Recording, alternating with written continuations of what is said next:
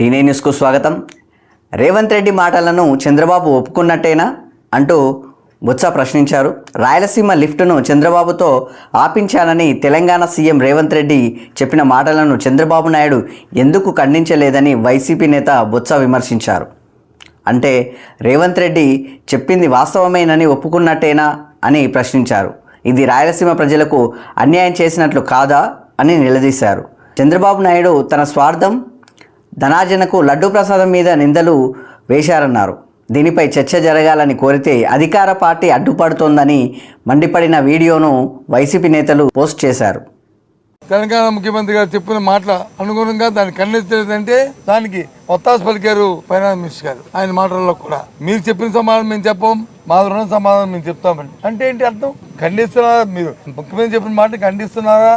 దాన్ని మీరు బలపరుస్తున్నారంటే దానికి సమాధానం చెప్పకుండా వాళ్ళు వచ్చే సమాధానం ఉంటే వాళ్ళు చెప్పిన సమాధానం చెప్తారంట.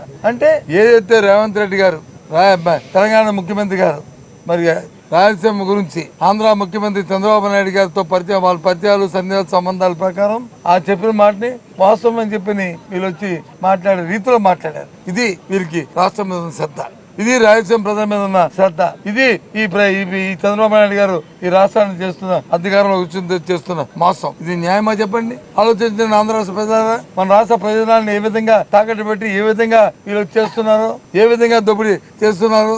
ఏదైతే ఆ దేవదేవుడు అందరికీ ఈ రాష్ట్రంలో ప్రజలందరికీ ఎలువెలుపుగా ఉన్న వెంకటేశ్వర స్వామి తన ప్రసాదం మీద చంద్రబాబు నాయుడు గారు ఏదైతే ఆయన తాలూకా స్వార్థం కోసం, ఆయన ధనార్జన కోసం హెరిటేజ్ అనే సంస్థను వెనకన పెట్టి ముందొచ్చి ఇందాపూరు లేకపోతే ఎవరిది ఇంకోటి వైష్ణవి సంఘం అండ్ డైరీలు ముందు పెట్టి దోపిడీ చేయడానికి ఏదైతే ప్రయత్నం చేశారో దాని మీద చర్చ జరగాలని మేము అడిగాం. చర్చకు వచ్చి వారు ఈ రోజు సమయం ఇచ్చారు. మేము ఆ రోజు చెప్పాం, ఏ రోజైనా పర్వాలేదని చెప్పాం. ఆ రోజు బిఎస్సీ మీటింగ్ లో చర్చించడానికి సమయం ఇచ్చారు. మీ లేచి మా స్పీకర్ గా వచ్చి మా సభ్యుని వచ్చి మాట్లాడడానికి అవకాశం ఇస్తే వాళ్ళు వచ్చి కాదు క్వశ్చన్ అవ్వాలని ముందు గొడవ పెట్టారు. అయిపోయిన తర్వాత ఎక్కడైనా చరిత్రలో శాసనసభ చరిత్ర ఎప్పుడైనా జరిగిందంటే ఒకసారి డీమ్డ్ అయిపోయిన తర్వాత రాజమండ్రిలో పాలు సంఘటన మీద జరిగాయి. ప్రభుత్వం వచ్చి మీ స్టేట్మెంట్ ఇవ్వాలి, ఇచ్చుకోండి తప్పదు. ఇది బిఎస్సీలో చర్చ జరిగిన తర్వాత బిఎస్సీలో షార్ట్ డిస్కషన్ జరగాలని అని డిసైడ్ అయిన తర్వాత ఓకేనండి ప్రభుత్వం వచ్చి ఏ రకంగా చర్చకి వాళ్ళకి స్టేట్మెంట్ ఇస్తారండి? అక్కడ సమాధానం చెప్పండి ప్రభుత్వాన్ని. మాకు అభ్యంతరమే. ప్రభుత్వానికి పూర్తి స్వేచ్ఛ ఉంది, చెప్పే బాధ్యత ఉంది. ఏదైతే చంద్రబాబు నాయుడు గారు జంతు కొవ్వు ఉన్నదని చెప్పి ఏది చెప్పారో సిబిఐ రిపోర్ట్ లో లేదని చెప్పింది. ఆ రోజు 320 రూపాయలకి 328 రూపాయలకి 29 రూపాయలకో 28 రూపాయలకో ఆ రోజు వచ్చి హిందూపూర్ డైరీ వచ్చి ఆ రోజు కొంటే దాన్ని ఇవాళ 658 రూపాయలకి ఇవాళ కొంటుంది టీటీడీ. దాంట్లో లోపగారు ఏంటి? ఆ హిందూపూర్ డైరీకి హెరిటేజ్ డైరీకి ఉన్న సంబంధాలు వారు వెబ్సైట్ లో చెప్పారు. దింతుకోమని మాట్లాడి లేకపోతే చేప ఇది ఉందని ఆయిల్ ఉందని చెప్పి మాట్లాడి ఏ పందికొమ్మ ఉందని మాట్లాడి ఏ రకంగా దేవదేవుడి తాలూకా ధనాన్ని భక్తి ఇచ్చిన దాన్ని దోచుకు తింటున్నారో ఆలోచించమని చెప్తున్నా. ఇటువంటి దోపిడీని వచ్చి క్షమించరు. మీరు అధికారం ఉంది కాబట్టి అధికారంతో ఈ 2 సంవత్సరాలు మీరు వచ్చి వెళ్ళొచ్చు. కానీ ఆ దేవదేవుడు మాత్రం మనం క్షమించు. కొండ మీద వచ్చి తిరుమల కొండ మీద వచ్చి ఎన్నికలు జరగాలంటే నువ్వు పిటిషన్ ఇస్తే అది కాదని చెప్పి పంచాయతీరాజ్ డిపార్ట్మెంట్ నుంచి దానికి వచ్చి జీవో ఇస్తే ఆ జీవోని కాదని మళ్ళీ రాజశేఖర్ గారు 7 కోట్లని మళ్ళీ జీవో ఇచ్చింది. అవాస్తవమా? వాస్తవం కాదా? ఇది మళ్ళీ తిరిగి ఎంత ఘోరంగా అబద్ధాలు చెప్తారండి. ఇది ఎంత అంటే ఇది ఎవడైనా ముఖ్యమంత్రి స్థానంలో ఉన్నప్పుడు అది మన సంస్థ అయినప్పుడు దాని నుంచే కొనాలి, ఇంకెక్కడ కొనద్దని ఇస్తారండి? ఇస్తారండి ఎవరైనా?